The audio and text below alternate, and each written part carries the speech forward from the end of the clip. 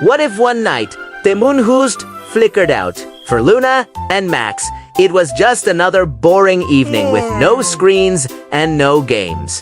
The ultimate kid tragedy, right? But then, the moon above them stuttered like a faulty light bulb. A moment later, a strange, glowing footprint appeared in their backyard. It was big, shimmery, and definitely not from the neighbor's dog. Curiosity took over.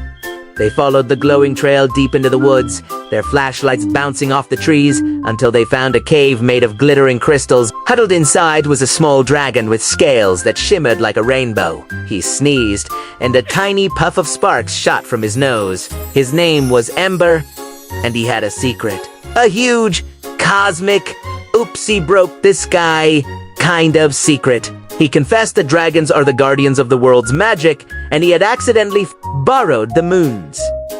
Now, it was fading. Ember explained that if the moon's magic disappeared completely, dreams would vanish, nocturnal animals would lose their way, and worst of all, dragons might fade away forever. He was too small and too scared to fix it alone. But because Luna and Max had seen the moon flicker, they were now part of the magic. They were the only ones who could help. So, their grand adventure began. First, they had to cross the Whispering Forest, where the trees only answered in riddles. Luna, with her quick mind and love for questions, solved every puzzle the ancient woods threw at them. Next came the floating bridge, a path of stones that only appeared over a deep chasm when you took a brave step forward. Max, who was usually afraid of bugs, took a deep breath and led the way, proving that bravery isn't about not being scared, but about acting anyway. Their journey led them to a sky lake, a magical place where the stars slept during the day, floating like shimmering lily pads on the water. It was here that they learned the biggest secret of all. Ember hadn't stolen the moon's magic. It had offered its magic because it saw his kind heart. The real problem was that Ember didn't believe he was worthy of such a powerful gift. His doubt was causing the magic to fade. Luna and Max looked at their new friend and reminded him of how brave he'd been, how he'd trusted them, and how he was already a hero.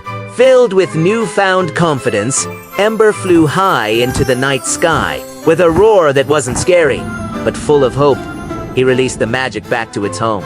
But he kept a tiny spark for himself, a gift from the moon. The moon didn't just light up again, it shone brighter than ever before, and the sky exploded in a silent fireworks show of starlight and color. Ember became a true guardian of the night, promising to watch over the moon. Back in their yard, everything seemed normal, but Luna and Max knew better. A single, glowing dragon scale lay on the grass, a secret reminder of their adventure. And from that night on, whenever Luna and Max looked up at the moon, it always seemed to wink right back. Thanks for watching, and don't forget to look for the magic in your own backyard. Follow for more adventures.